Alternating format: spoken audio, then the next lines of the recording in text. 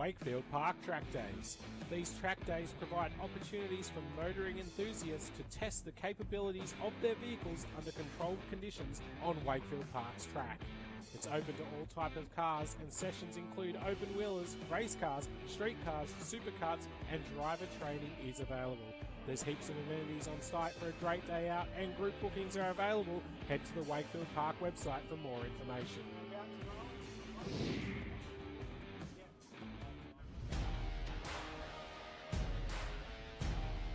Facebook isn't the only place that you can support Australian grassroots motorsport with Blendline TV. To see more real race cars, more live events, and more of the racing you love, subscribe to the Blendline TV YouTube channel, sign up to our mailing list, or bookmark and subscribe to our website at blendline.tv. Thanks for continuing to support grassroots motorsport with Blendline TV.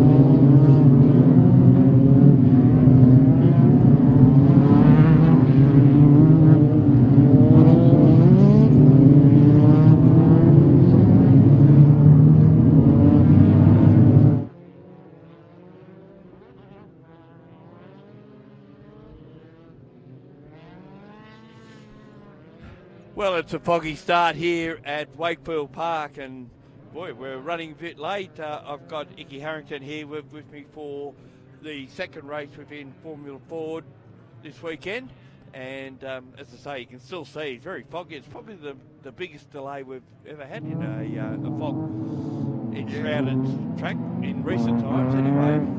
Yeah, and we've been waiting for the fog to clear all morning. It's been a 2-hour delay so far. But all attempts have been made to get the cars out onto the track. Well, the thing is that sorry to talk over there, but the thing is that what you required, race control cannot see the top of the track. Yeah. But at the moment, flag point to flag point, they can see each other, and that's the important thing. And as you can see there, if we don't get started now, we're not going to get going at all, are we? You can see during the course of this race, the drivers have all got their rain lights on to help with the visibility of the other cars out there. But when they're in close contact, they're going to be able to see each other clearly. It's not that thick. But, no. It's Once more you're of out an on issue track, for race control. we can see one of the clouds there just pulling in the line late. That's the fluoro car, the Living Legends one at the back. I think that's Nick McLeod, isn't it? Yep. In that car. So we had an interesting race yesterday, but we'll get more into that once we get this one underway. And we got a rescheduled program, so we're going to have to fly by wire here to determine how it all pans out throughout the course of the day. Yeah, and as a result, we've had to drop this to a 10-lap race. The cars are all on the grid now. It's Tom Sargent and Cody Donald on the front row, and it looks like Tom Sargent's got another great start as he turns in, heads down to turn one, and it's Cody Bircher who's slotted into second, and Noah Sands into third there. So they get through the first couple of corners without too many drums. Everyone's done the right thing. We might lose them a little bit as they go up towards the top of the hill. Fortunately, we've got cameras up the top, so we should get a better sight of them. And here they come now through turn 4 and across to turn 5. It's a great shot, sweeping shot through there, and it appears everyone's still on track. Yeah, at this stage, it looks like a pretty clean first lap for everybody. It's Noah Sands starting to have a bit of a look at Cody Bircher into the fifth hook there, but he's also being chased by Valentino Studi. Those two guys had a fantastic battle yesterday, and it was Studi who came out on top, so let's see that battle continue again today. So they come down towards turn 10 to complete the first of 10 laps, and Tom Sargent, who's been doing it like this all season so far, is still out in front and showing the way, and he gets across the line ahead of Bircher. Sands in third, then it's Studi, Jake Donaldson, Zach Bates in position 8, followed by Cameron McLeod, Cody Donald and Nick McLeod in 9th, and Summers in 10th spot. So you can see on the first lap of the race there, the guys defending their positions and pulling offline and having battles. The regulations in our national championship is that we've got safety cars, so there's been an incident, and probably back at turn 10 amongst the back markers, I would suggest that where the drama is. And the trouble is that no one is actually seeing the safety car flags out because there's so much. And maybe this was the reason, and maybe they got going That's again. Dave Wood there in one of the Kent cars going by. So, yeah, still yet to identify what the issue is with the safety car. You can see support vehicles in front of us here readying to do something. But actually, the camera's showing up the fog as being a little bit worse. That's one of, I think that's Connor Summers, maybe. Connor Summers there. It's hard to make out through the fog, but I'm pretty sure that's Connor Summers on the side of the road there. That's it. Well, actually, Summers has gone through. We're just seeing who hasn't. Yeah, so as I was mentioning, the regulations, the racing regulations for the national championship is that on the first and last lap drive and the first lap after a safety car, drivers are allowed to defend their positions. But for the rest of the race, they must maintain the typical racing line. So, yep, the driver's out of the car, so it's unclear what's transpired there. All four wheels look to be on the car, so. Yeah, but the problem is we were called 1 lap short yesterday. Yep. So how do you know when you're defending your line and when you're not? Yeah, so that's really important in this category for the guys to get a last lap board, and also they get information from race control through our race management channel as well, so they'll be notified of the last racing lap wherever possible. The driver getting back out. It's Harris by the look of it. Oh, Fletcher Harris, that's right. Yeah, So he's getting back into the car, and I think they're trying to try and get him off the track. So maybe he just got beached, or maybe a mechanical failure. It's really hard to identify from here at this stage. We're only guessing at this stage, unfortunately, because it's fairly testing what we've got ahead of us today. They give us an opportunity to thank some of our sponsors, particularly newcomers to the category this weekend, who have allowed us to telecast on the Blendline TV. So it's Blastology, LDE Global, and Speco VHT, who all contributed for this weekend. And our series sponsors, Valvoline, who provide us with great tyres, and what did I just say? I got that completely. Yokohama with our tyres. Yokohama with our tyres. Castrol with our oils, and Ferodo with our brake pads. Freem with our race gear. Yeah, that was a bad slip of the tongue. Don't think Ferrado would be much good for their tyres, but. But so the guys out there, you can see them weaving around trying to keep temperature in the Yokohamas. Actually, temperature's not too bad at the moment. It's certainly the sun, you can start to feel it. Yep. But it's not lifting the fog, unfortunately. That's the downside. But when we got here this morning, it was 1 or 2 degrees, depending where you're standing. But now it's probably a good solid 5 degrees. You can feel a bit of heat coming through the fog, but it'll still be cold out on track, and the track itself is going to be cold. So our points, obviously Sargent's increased his lead with his win yesterday.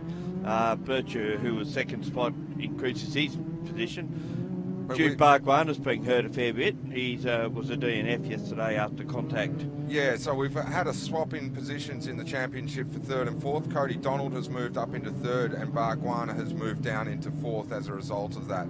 And I'm pretty sure Noah Sands remains in fifth off the top of my head. Even with that 12-point break between Bargwanna and Sands before yesterday, that won't have changed. Probably would have. I can look that up. So we're in a state of hold at the moment because, we had fog for 2 hours and now we've just got a safety car and it looks like they're lining up ready to go.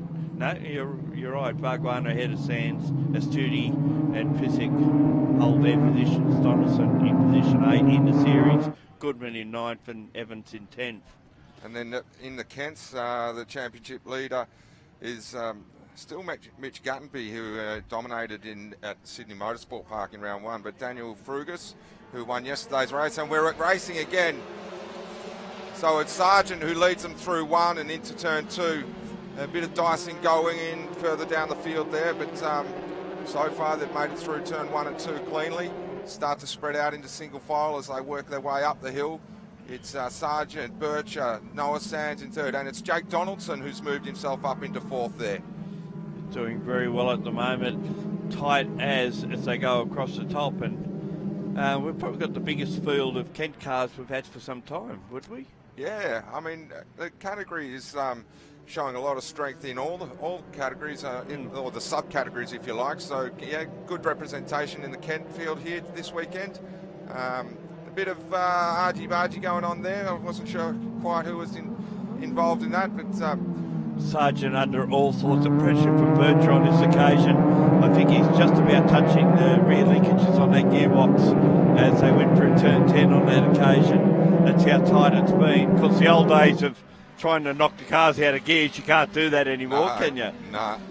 But this is what we were hoping for yesterday. Towards the end of the race yesterday, we saw Cody Bircher closing the gap a little bit on Sargent but after this restart, Bircher's been able to hang on the tail of Tom Sargent, and hopefully we're going to have a real ding-dong battle between the two of them for the duration of this race. Yeah, the gap between the pair of them across the line last time was 0.37 of a second, so it's not much in it. And already starting to just edge away slightly from Sands in third spot. As we said, Donaldson in fourth, Bates. It keeps progressing. Started out 9th yesterday, got to 7th, is now in 5th spot. So Zach Bates is doing a pretty good job there. Astudi is the one that's lost out. He's back in P6 ahead of Donald. And then we've got Nick McLeod who's moved up some spots. Cameron McLeod's gone back down. Jude Bargwanna from the back of the field up to position 10. That's been a good run from him. We just see Jude on camera there trying to make up some more positions there down into the last turn. Unfortunately, we're not seeing the battle out in front at the moment. So we see them come through. That's a Studi on Sands, is it? No, that's Cameron Nicholson, McLeod, who's just made the pass there. Okay. Yeah, we've seen that black flag was being displayed for someone. We don't know who, but we don't know why. Going midfield here, so we've got Harrison Goodman in there, Jude Bargwanna closing in on him. There's one off there. That is McLeod, isn't it? I think, no, that's Bargwanna and Harrison. I just mentioned they were having a battle, and now both of them are out in the grass. So they've been coming together. It hasn't been a good round for Jude Bargwanna, son of Scott Bargwanna, of course. That's right. But this race is still going on out at the front of the field. Yeah, so here we are. We've got Sargent and Bircher. This is the battle we want to see. Nothing between the two of them as they come down into turn 2. We've got the McGale chassis out in front, followed by the Spectrum chassis in the hands of Cody Bircher there, run by the Synergy team. And Sands just in a holding pattern, not that far off the back of them, just in case they had a bit of a coming together. He can find his way past. Oh, that was close up through turn 4. There's nothing between these two guys. And, it's our championship leader in second place here, and this is what we've been wanting to see. At Sydney Motorsport Park, they were never quite close enough together. Yesterday's race, Bircher couldn't quite close the gap, but here, this is what we've been waiting for here today, the two of them battling it out together. Nothing between them in lap times. Studi's still in 4th. He's out of frame at the moment. There he is now coming through just in front of Donaldson, and then Bates will be the following one after that, followed by Donald and the two McLeods. Back in the Kents, let's have a look at who's leading the way down there. It'll be Frugus again out in front. He's the only one that's on our screen at the moment, so we're going to go with that. Still, Daniel Frugus, he's doing a really good job in the first 2 rounds in East Kent. Let's see if we get some footage of them as they come across the line. But back to the guys at the front. And so, yeah, Studi has gotten back in front of Jake Donaldson, and that's Cody Donald down in the next place having a battle with Zach Bates and Nicholas McLeod there. It's easy to see him through the fog in that bright yellow car. Yeah, they should all make them bright, day glowy colours like that. We wouldn't have a problem. Bates having a look at Donald there into the fishhook, but doesn't quite make it stick. Was a bit of a move because the last New South Wales State Championship round, Zach Bates won all 3 races. So he has got form on the board. And he hasn't been in the Formula Ford for a while because he's concentrating on 86s and doing a bit of Formula Ford here and where he can. So there has been a change of position there ahead. We've got a black flag out for somebody. I can't see the number of Donald's just gone into pits. Cody Donald. Okay, I'm not sure what that's about. And it's got 1 lap to go. Yeah, checkered flag has been readied, so they are on their last lap. And so they are allowed to defend, as I mentioned earlier. So, well, it's nothing between the front 2 here, and you'll see Tom Sargent covering his line as he comes down into the fishhook here. It's a good place for passing opportunities, but that's not the opportunity for Cody Bircher on this occasion. Halfway around the last lap, it's still Tom Sargent out in front for CHE Racing. Nothing between them as they come down to the last turn. And Sargent's covering his line. Bircher's having a look. Is he going to make a dive? He's up alongside him. There's contact there, and they're side by side as they're coming out, making the run down to the line. And it's Cody Bircher in the Spectrum who's got in front of Tom Sargent and takes the checkered flag. First win of the season for Cody Bircher. You reckon there might be a query about that one? I'm not going to comment. Didn't look too harsh to me, but have to have a look at it. But leave that up to our DSO. That's not you anymore, is it? No. Bet you're glad that you haven't got that job. Yeah. Well, there you go. There's the first race on our program. Rescheduled. We'll try and keep updated on how the rest of the categories are all going to form. We know the next category out looks like it's going to be the improved production under 2 litres. I think they've scrapped the Pod Sports qualifying for their couple races. Here's the results of race 2 in Formula Ford National Championship, and it's Cody Bircher who just got the win ahead of Tom Sargent. Noah Sands in 3rd, Valentino Estudi in 4th, then it's Jake Donaldson, Zach Bates, Nick McLeod, Cameron McLeod, Harrison Goodman, and rounding our top 10, Connor Simon. And can we cover the Kent, who won the race there? It was Daniel Frugus who was first across the line in the Kent class. He finished in 16th position. All right, we're going to take a bit of a break right now, and when we have a further updates on what's happening as far as the program is concerned, we'll be back and we'll keep you up to date.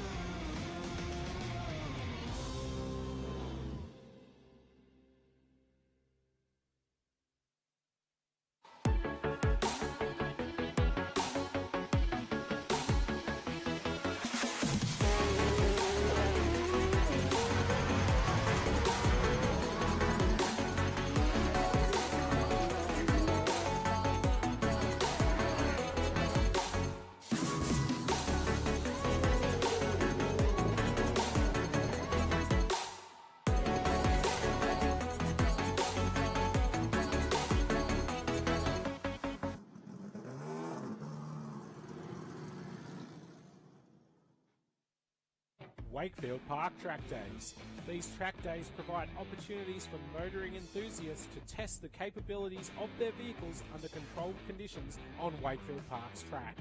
It's open to all types of cars, and sessions include open wheelers, race cars, street cars, supercarts, and driver training is available. There's heaps of amenities on site for a great day out, and group bookings are available. Head to the Wakefield Park website for more information.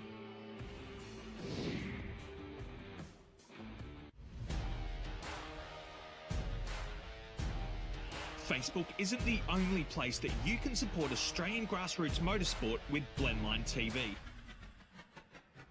To see more real race cars, more live events, and more of the racing you love, subscribe to the Blendline TV YouTube channel, sign up to our mailing list, or bookmark and subscribe to our website at blendline.tv.